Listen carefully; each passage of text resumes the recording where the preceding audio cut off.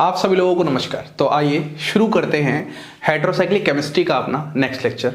हम लोगों ने अभी तक 4 लेक्चर्स अपने कंप्लीट कर चुके हैं, जहां पर हमने बेसिक इंट्रोडक्शन पहले स्टार्ट किया। उसके बाद हम लोगों ने फर्स्ट हेटेरोसाइक्लिक कंपाउंड पायरोल की बात की। अब पायरोल की केमिस्ट्री के बाद हमारे पास जो हमारा सेकेंड हेटेरोसाइक्लिक कंपाउंड है उसका नाम है फ्यूरेन। अब हम लोग फ्यूरेन की डिटेल्ड स्टडी करेंगे और ये जो केमिस्ट्री है थोड़ी सी ज़्यादा आसान बन चुकी है, क्योंकि हम लोगों ने ये सीख चुका है कि आखिरकार हेटेरोसाइक्लिक कंपाउंड्स में कौन कौन सी बातों पर हमें ध्यान रखना पड़ता है। तो सबसे पहले अगर हम सेकेंड हेटेरोसाइक्लिक कंपाउंड जिसका नाम है फ्यूरेन उसकी स्टडी करने जा रहे हैं तो हमें इसका स्ट्रक्चर पता होना चाहिए। और मैंने आप लोगों के इसके स्ट्रक्चर के बारे में एकदम बेसिक टॉपिक के टाइम पे ही बात कर दिया था, डिस्कस कर दिया था। इस तरीके से आपके पास ये जो स्ट्रक्चर होता है यही स्ट्रक्चर होता है फ्यूरेन का, जहां पर ऑक्सीजन पर 2 लोन पेयर होते हैं, लेकिन एक लोन पेयर क्या होता है, रेजोनेंस में इन्वॉल्व होता है, और जो सेकंड लोन पेयर होता है वो प्लेन के परपेंडिकुलर में मौजूद होता है, जिसकी वजह से वो पार्टिसिपेट नहीं कर पाता है, इसलिए वो लोकलाइज्ड रहता है। अब हमें अपने इस हेटेरोसाइक्लिक कंपाउंड की एकदम डिटेल्ड स्टडी करनी है। स्टडी में क्या क्या करना है, फिर से वही बातें होंगी। सबसे पहले इसका एक बेसिक इंट्रोडक्शन होगा और बेसिक इंट्रोडक्शन के बाद हम इसके रिएक्शंस की कुछ बातें कर रहे होंगे। तो आइए शुरू करते हैं। देखो, बेसिक इंट्रोडक्शन में अगर मैं आप लोगों से बात करूं इसके बेसिक इंट्रोडक्शन,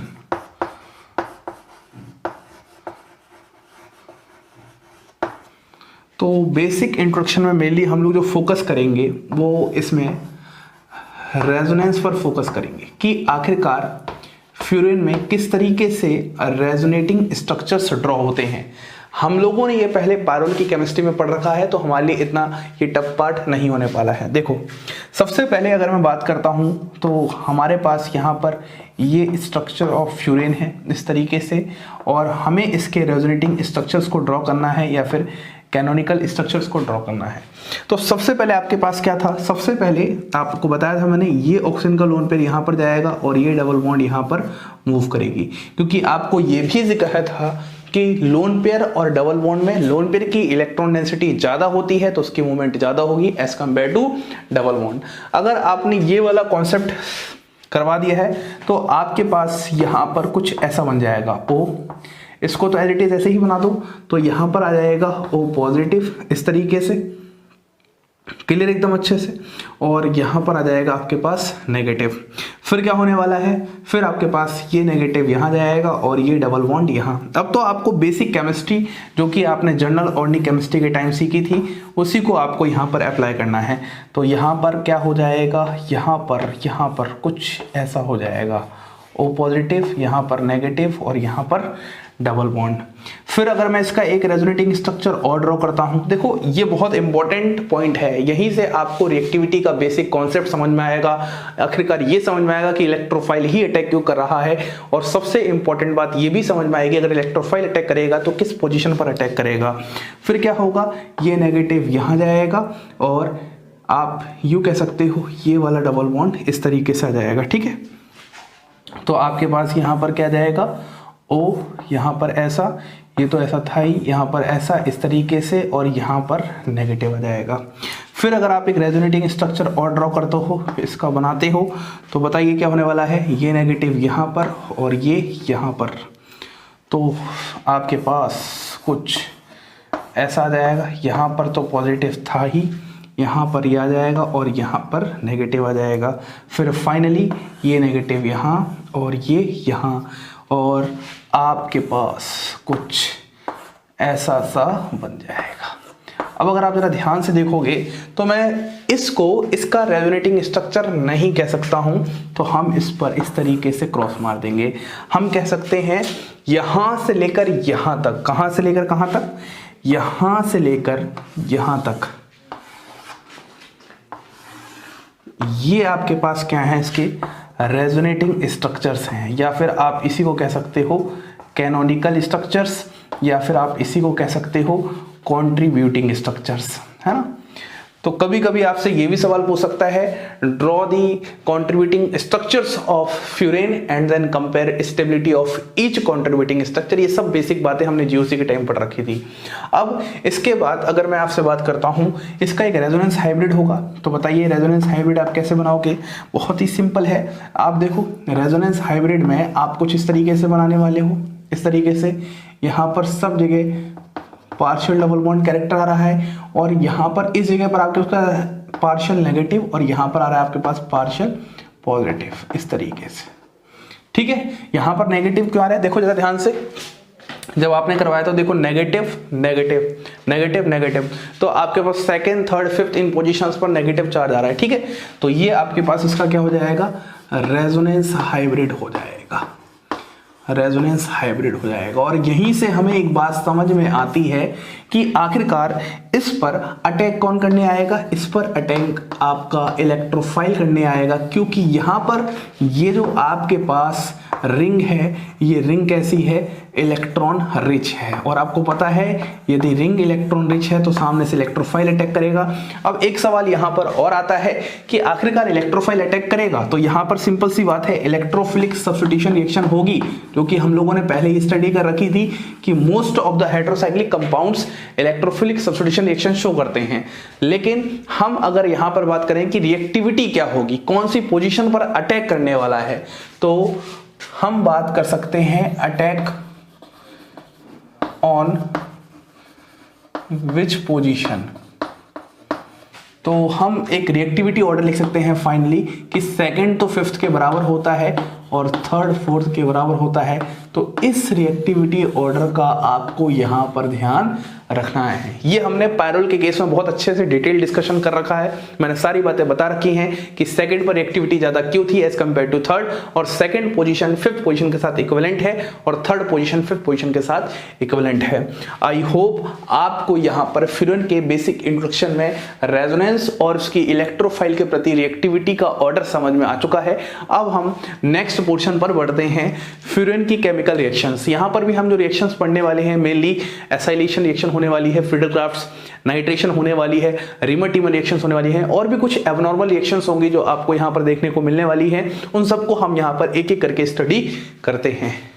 तो आइए अब हम थोड़ा सा आगे बढ़ते हैं। हम लोगों ने फ्यूरेन की केमिस्ट्री में बेसिक इंट्रोडक्शन के बारे में बात कर चुकी है। अब हम लोग थोड़ा इसके केमिकल रिएक्शंस की तरफ बढ़ते हैं, जहां पर हम स्टार्ट करते हैं electrophilic substitution reaction of furan. Electrophilic substitution reaction, electrophilic substitution reaction of furan. देखो इसके अंदर सबसे पहला जो इलेक्ट्रोफिलिक सब्स्टिट्यूशन रिएक्शन है वो है फ्रीडल-क्राफ्ट्स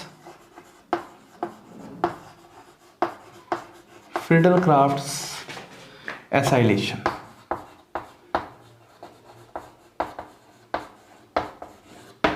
फ्रीडल-क्राफ्ट्स एसाइलेशन रिएक्शन है, जो कि हमने पायरोल के केस में भी बात किया था। तो जब भी हम इलेक्ट्रोफिलिक सब्स्टिट्यूशन रिएक्शन की बात कर रहे हैं तो हमें बस इलेक्ट्रोफाइल को आइडेंटिफाई करना पड़ता है और उसको हमें सेकंड पोजीशन पर अटैक करवाना होता है, क्योंकि सेकंड पोजीशन सबसे ज्यादा रिएक्टिव पोजीशन होती है।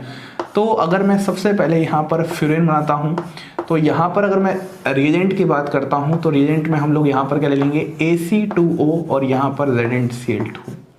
ये आपके पास होता है एसाइलेटिंग एजेंट। मैं इसको यहाँ पर थोड़ा सा मेंशन भी कर देता हूँ। ये आपके पास यहाँ पर क्या होगा, एसाइलेटिंग एजेंट, और इस एसाइलेटिंग एजेंट की वजह से आपके पास एसाइल कार्बोडाइन का फॉर्मेशन होगा, और फाइनली आपको यहाँ पर कुछ इस तरीके का रिजल्टिंग प्रोडक्ट दिखाई देगा। This is known as Friedel Crafts acylation reaction. आपको टू द पॉइंट बातों को समझना है। सबसे पहले क्या है आपके पास रिएजेंट, इसमें इलेक्ट्रोफाइल क्या है, इंपॉर्टेंट बात क्या है, इलेक्ट्रोफाइल। तो अगर हम यहाँ पर इलेक्ट्रोफाइल की बात करते हैं तो इसमें आपके पास जो इलेक्ट्रोफाइल है वो है CH3C++O+। बोलिए बात समझ में आ रही एकदम अच्छे से। अब अगर हम बात करते हैं सेकंड पोजीशन की, मतलब सेकंड नेम रिएक्शन की। तो सबसे फर्स्ट नेम रिएक्शन है फ्रीडल-क्राफ्ट एसिलेशन फ्यूरिन की इलेक्ट्रोफिलिक सब्स्टिट्यूशन में। जो हमारे पास सेकंड है वो है नाइट्रेशन रिएक्शन। ये भी हम लोगों ने पायरोल के केस में बहुत अच्छे से पढ़ रखी है। तो नाइट्रेशन रिएक्शन में हम लोग यहाँ पर माइल्ड नाइट्रेटिंग एजेंट यूज कर रहे होंगे, ठीक है। तो यहाँ पर आपके पास क्या हो जाएगा, इस तरीके से आपके पास यहाँ पर फ्यूरेन है और यहाँ पर हम ले लेंगे AC2OHNO3। This is mild nitrating agent. और फाइनली आपको यहाँ पर सेकंड पोजीशन पर NO2 ग्रुप का इंट्रोडक्शन देखने को मिल जाएगा। मतलब मोस्टली आपको बस इलेक्ट्रोफाइल पहचानना है, मोस्ट ऑफ द केसेस में आपको बस इलेक्ट्रोफाइल पहचानना है। यहां से इलेक्ट्रोफाइल आपके पास NO2+ आएगा और सबसे बड़ी बात ये एक माइल्ड नाइट्रेटिंग एजेंट है। और उसके बाद आपके पास यहाँ पर क्या हो जाएगा, सेकंड पोजीशन पर NO2 ग्रुप का इंट्रोडक्शन हो जाएगा। ये मैं ऐसे कैसे बता रहा हूं, तो मैंने ये पढ़ा रखा है, second is equal to 5 greater than 3 equal to 4। इस बात को तो आपको ध्यान रखना ही है। ये दो रिएक्शंस आपके पास हो चुकी हैं। अब अगर मैं थर्ड रिएक्शन की तरफ मूव करता हूं तो वो थर्ड रिएक्शन है आपकी रीमर-टीमन रिएक्शन। रीमर-टीमन रिएक्शन तो ये भी बहुत सिंपल है। इसमें आपको बस इसका रिजेंट ध्यान रखना है। और इंपॉर्टेंट बात क्या है, इसका इंटरमीडिएट याद करो क्या था, कार्बीन था। तो इस वाले केस में भी आपके पास कार्बीन ही रहा होगा। तो सबसे पहले आपके पास यहाँ पर क्या है, CHCl3/KOH। जब आप CHCl3/KOH ले रहे होगे तो आपके पास यहाँ पर CCl2 डाइक्लोरोकार्बिन आएगा। तो फाइनली यहाँ पर कोई एबनॉर्मल प्रोडक्ट देखने को नहीं मिलता, आपको एक प्रोडक्ट देखने को मिलेगा और सेकंड पोजीशन पर CHO ग्रुप का इंट्रोडक्शन हो जाएगा, या फिर यूं कह सकते हैं फॉर्मल ग्रुप का इंट्रोडक्शन हो जाएगा। एक क्वेश्चन ऐसा भी आ सकता है, ऐसी कौन कौन सी रिएक्शन है जहां पर फॉर्मल ग्रुप का इंट्रोडक्शन देखने को मिल रहा है, तो जिसमें से एक रिएक्शन रीमर-टीमन रिएक्शन भी होती है। इस थर्ड रिएक्शन के बाद जो आपके पास फोर्थ रिएक्शन है वो है वही पुरानी फेमस रिएक्शन विल्स-मेयर-हैक रिएक्शन। तो सबसे पहले आप लोग मुझे याद करके बताइए विल्स-मेयर-हैक रिएक्शन में होता ही क्या है। याद करो जल्दी से एक बार अच्छे से, विल्स-मेयर-हैक रिएक्शन में क्या होता है। हमें अच्छे से याद है कि सर सबसे पहले हाइड्रोसाइक्लिक कंपाउंड यहाँ पर लिखो, इस तरीके से लिख लिया। फिर यहाँ पर आप इस तरीके से POCl3DMF ले लो, DMF डाइमेथिल फॉर्माइड। और सेकंड स्टेप में आप क्या करवा लो, वर्क अप करवा लो। तो फाइनली आपके पास यहाँ पर भी क्या हो जाएगा, सेकंड पोजीशन पर CHO ग्रुप का इंट्रोडक्शन हो जाएगा, मतलब फॉर्मल ग्रुप का इंट्रोडक्शन हो जाएगा। तो इस बात को आपको एकदम अच्छे से ध्यान रखना है कि ऐसी दो रिएक्शन हैं जहां पर CHO ग्रुप या फिर बोले तो फॉर्मल ग्रुप का इंट्रोडक्शन होता है। एक होती है रीमर-टीमन रिएक्शन और एक होती है Wills-mayor-hack reaction. This is all about electrophilic substitution reaction of furan. अब यहां से हमारी कहानी में ट्विस्ट आएगा, यहां से बहुत इंटरेस्टिंग बात आएगी। वो बात आएगी जो आपको पायरोल के केस में देखने को नहीं मिली थी, और उसका रीजन भी आपको यहां पर प्रॉपर मिलेगा कि आखिरकार उस बात के आने का मतलब या फिर कारण क्या था। आइए थोड़ा सा हम डिस्कस करते हैं उस इंटरेस्टिंग बात पर। तो आइए अब हम थोड़ा सा वो बात करते हैं जो पायरोल के केस में आपको देखने को नहीं मिली थी। तो यहां पर मैं थोड़ा सा हेडिंग ही लिख देता हूं, कहानी में ट्विस्ट।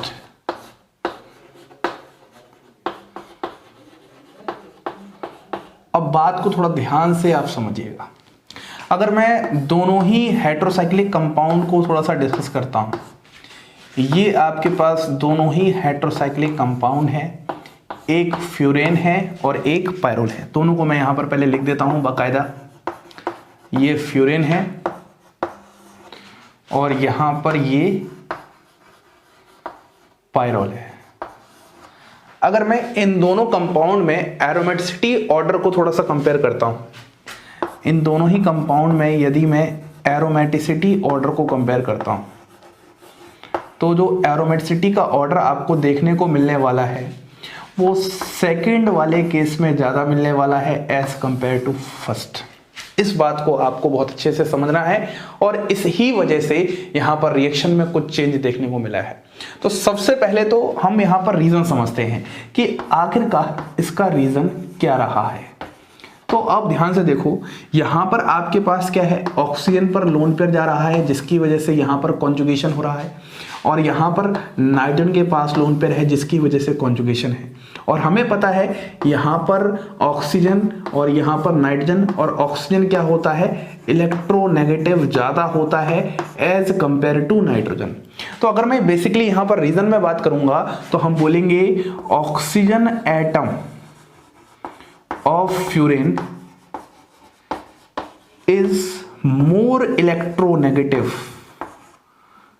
ये लिख देता हूं, electronegative than nitrogen atom of pyrrole.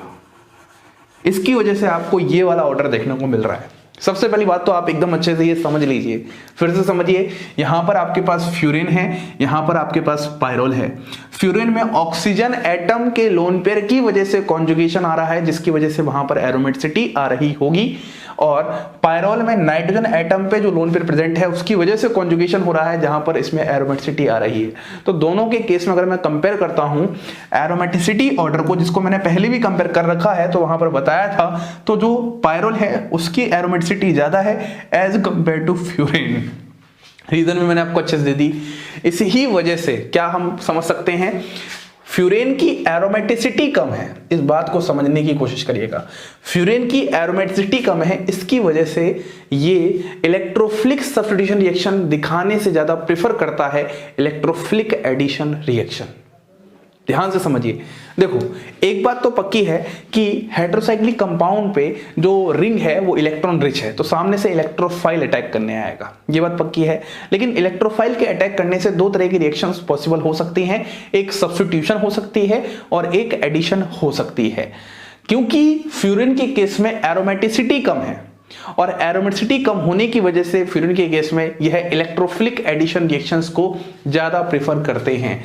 तो इस बात को हम यहां पर नोट लगाकर NOTE नोट में लिख सकते हैं, क्योंकि फ्यूरेन में एरोमेटिसिटी कम है। एकदम एज इट इज वही बात लिखूंगा, फ्यूरेन में एरोमेटिसिटी कम है, एरोमेटिसिटी कम है, जिसकी वजह से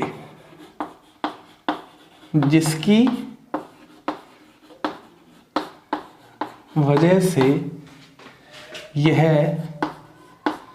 electrophilic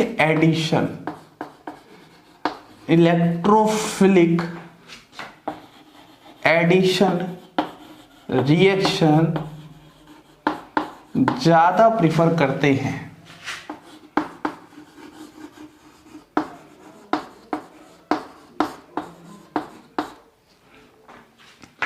then electrophilic substitution reaction.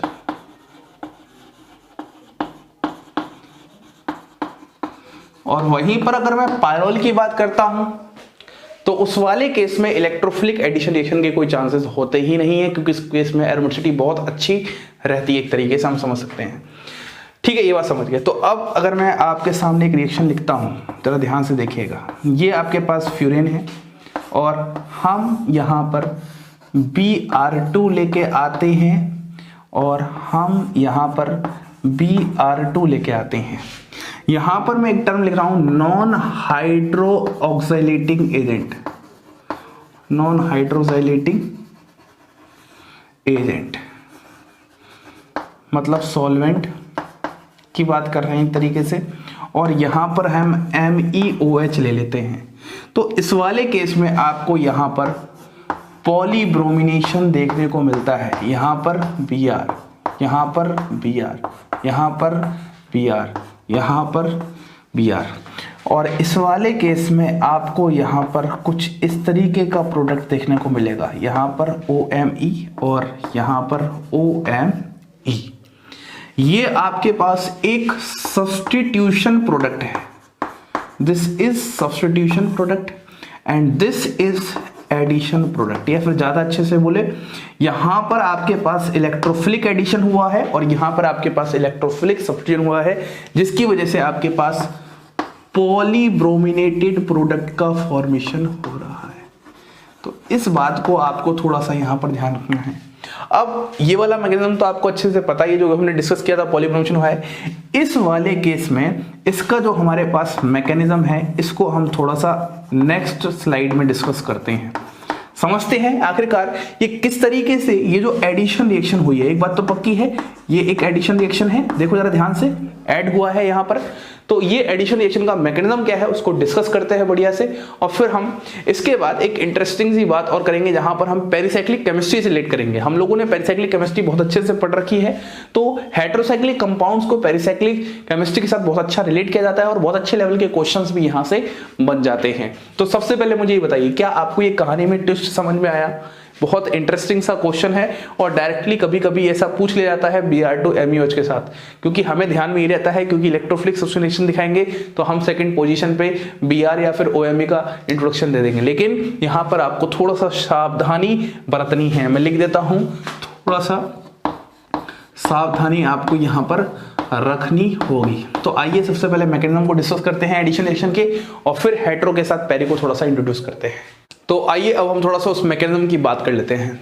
देखो मैकेनिज्म से पहले हम रिएक्शन को दोबारा लिख देते हैं। यहाँ पर रिएक्शन आपके पास कुछ ऐसा था, यहाँ पर फ्यूरिन है और यहाँ पर Br2MeOH है, और आपके पास कुछ इस तरीके के प्रोडक्ट की फॉर्मेशन है OMe और यहाँ पर OMe।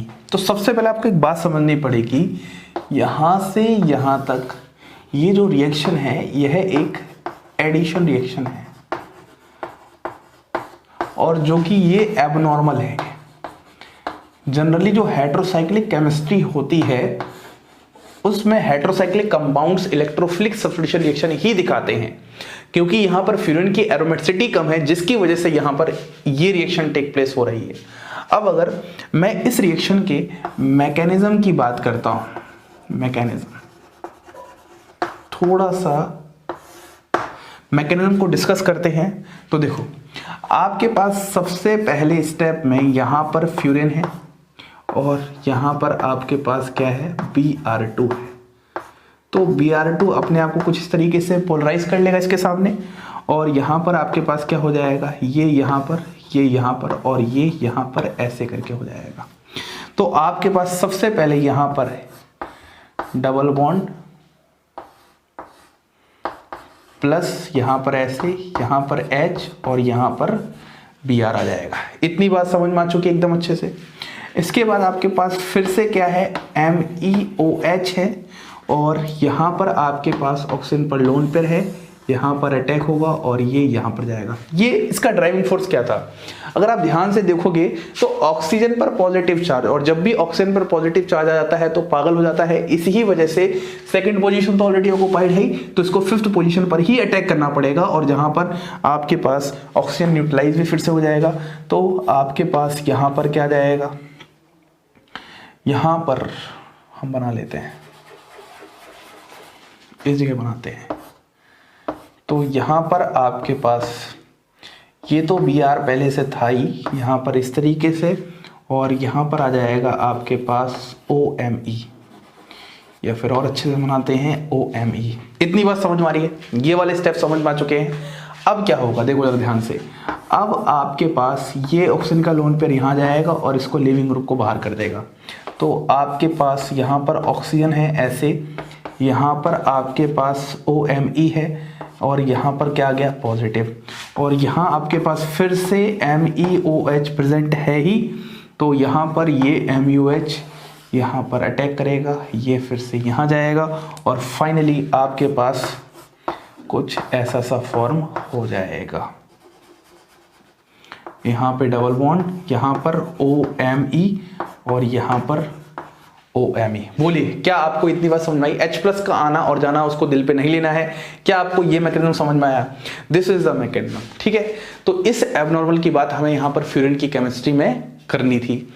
अब हम थोड़ा सा नेक्स्ट टॉपिक की तरफ मूव करते हैं, जहां पर हम क्या करते हैं, हेटेरोसाइक्लिक केमिस्ट्री को पेरिसाइक्लिक केमिस्ट्री के साथ थोड़ा सा मिलान करते हैं, ठीक है। समझते हैं कि आखिरकार क्वेश्चन का लेवल किस तरीके से बन सकता है। वैसे ये आप लोगों के लिए डिफिकल्ट बिल्कुल भी नहीं होने वाला है। मैंने आपको बहुत डिटेल में हेटेरोसाइक्लिक केमिस्ट्री का जो मेन इंपॉर्टेंट कंपाउंड्स उसको पेरिसाइक्लिक में ऑलरेडी इंक्लूड करके सिखा रखा था, जहां पर आपको फ्यूरेन का ये भी बताया था कि वहां पर एक्सो प्रोडक्ट मेजर होता है, एक्सेप्शनल बिहेवियर था, उसको आपको वहां पर ध्यान रखना था। तो क्वेश्चन की बात करते हैं। सबसे पहला क्वेश्चन आपके पास कुछ ऐसा है, मान लो ये आपके पास फ्यूरेन है, ऐसा भी लिखा हो सकता है, या फिर फ्यूरेन ऐसा भी लिखा हो सकता है, कैसा भी लिखा हो सकता है। और यहाँ पर आपके पास है COOET और यहाँ पर COOET और यहाँ पर हीटिंग करा दी गई है, ठीक है। इससे आपके पास A आ रहा है और फिर यहाँ पर हीटिंग हाई टेम्परेचर दे दिया है, HT मतलब हाई टेम्परेचर, और B आ रहा है। इस रिएक्शन को आपको यहाँ पर कंप्लीट करना है, क्या होने वाला है। तो सबसे पहले आपके पास ये क्या है, फ्यूरेन, ठीक है। और इसका नाम अगर मैं लिखूं तो इसका नाम लिख सकते हैं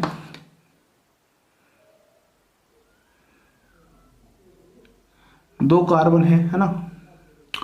नाम वैसे नहीं लिखें तो ज्यादा बढ़िया, नहीं तो आप कंफ्यूज हो जाओगे, ठीक है। तो कार्बोक्सिलेट हो जाएगा ना फिर आगे चल के, एस्टर है, प्रॉपर रहने दो। तो अगर मैं इस वाले केस को यहां पर देखूंगा तो कैसे करूंगा, देखो सबसे पहले लिखने का तरीका आना चाहिए। अगर मैं लिखने का तरीका समझाता हूं तो लिखने का तरीका बोले तो मैं इस तरीके की बात कर रहा हूं, ऐसे इस तरीके की बात कर रहा हूं। सबसे पहले आपको इस तरीके से फ्यूरेन को दर्शाना पड़ेगा, जहां पर ऑक्सीजन को थोड़ा ऊपर की तरफ दिखाना पड़ेगा। तो ये आपके पास क्या हो जाएगा, 4 पाई कंपोनेंट हो जाएगा, और सामने आपके पास क्या है, 2 पाई कंपोनेंट है। तो ये कौन सी पेरिसाइक्लिक केमिस्ट्री की रिएक्शन है, आप आसानी से बता सकते हो, यहाँ पर हीटिंग है। तो ये आपके पास 4+2 साइक्लो एडिशन रिएक्शन है, याद आ गया। तो यहाँ पर क्या होगा, सिंपल सी बात है, ये यहाँ पर जाएगा, ये यहाँ पर जाएगा और ये यहाँ पर जाएगा। तो आपके पास यहाँ पर कुछ ऐसा बन जाएगा, यहाँ ऐसे, यहाँ पर ऑक्सीजन, यहाँ पर ऐसे, और यहाँ पर COOET और यहाँ पर COOET। यहाँ पर एक्सो प्रोडक्ट मेजर होता है, इस बात को आपको ध्यान रखना है इन केस ऑफ फ्यूरेन। इस बात को हमने पेरिसाइक्लिक केमिस्ट्री में डिस्कस किया था। फिर आपके पास यहाँ पर क्या है, हीटिंग और हाई टेम्परेचर है। तो आपको पता है जब आपके पास एक बार पेरिसाइक्लिक केमिस्ट्री का यूज हो जाए, फिर अगर आपके पास हीटिंग और हाई टेम्परेचर हो, तो अब आपके पास यहाँ पर क्या है, ये रेट्रो-डिल्स-एल्डर रिएक्शन है। ये जो आप 4+2 साइक्लो एडिशन की बात कर रहे हो, यही तो आपके पास डिल्स-एल्डर रिएक्शन थी। तो अब आपके पास ये रेट्रो-डिल्स-एल्डर रिएक्शन है। तो आपके पास यहाँ पर क्या बन जाएगा, एक तो आपके पास फिर से इस तरीके से फ्यूरेन बन जाएगा, और फिर से आपके पास यहाँ पर COOET का फॉर्मेशन हो जाएगा। रेट्रो मतलब जस्ट एक रिवर्स रिएक्शन होती है, इस बात को मैंने यहाँ पर पूरा डिस्कस कर रखा था। This is all about pericyclic chemistry plus heterocyclic chemistry. आइए ऐसे ही कुछ और क्वेश्चंस को अपन प्रैक्टिस करते हैं।